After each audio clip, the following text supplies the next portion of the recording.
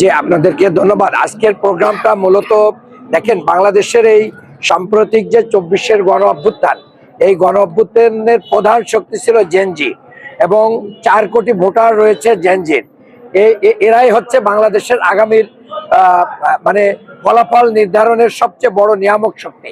সেই শক্তি ঢাকা 6 তারা কি ভাবছে, তাদের ভাবনাটাকে আমরা রিসিভ করলাম, আমাদের ভাবনাটাও তাদেরকে শেয়ার করলাম।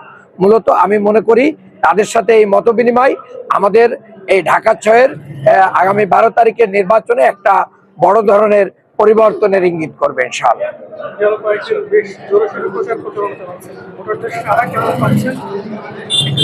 আমি মানে আল্লাহর শুকরিয়া আদায় করে আলহামদুলিল্লাহ, আমার কাছে মনে হয়েছে দীর্ঘদিন চাঁদা, দখল, নৈরাজ্য এবং জুলুমের শিকার এই ঢাকা, পুরাতন ঢাকা 6-এর মানুষরা কোনো বিকল্প খুঁজে পায়নি।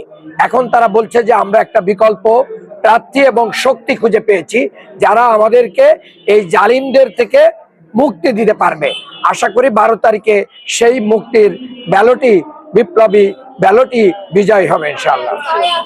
আপনার পরিকল্পনা কি? আসলে যেহেতু একটু পুরান ঢাকার বলতেই হয় যে চলাচলের ক্ষেত্রে অনেক সংকট রয়েছে, নাগরিক সংকট, তাদের জন্য আপনি কোন বিষয়গুলো ভেবেছেন?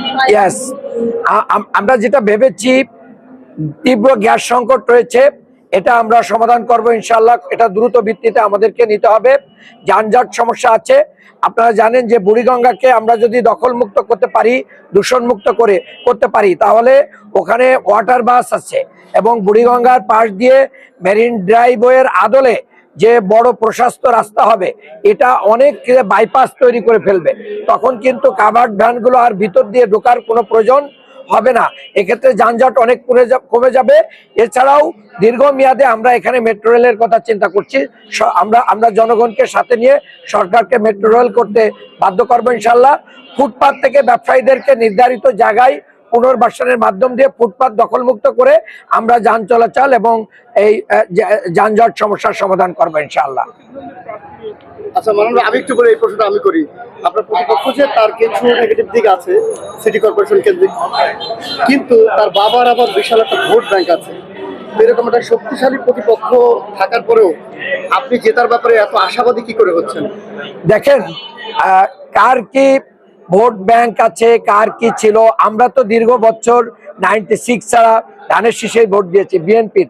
এই শক্তিটা তো আমরা পুরো বিএনপির সাথেই ছিলাম, 11 দল বিএনপির সাথেই ছিল, কাজে সেই শক্তিটা কিন্তু বিএনপি থেকে বের হয়ে গেছে।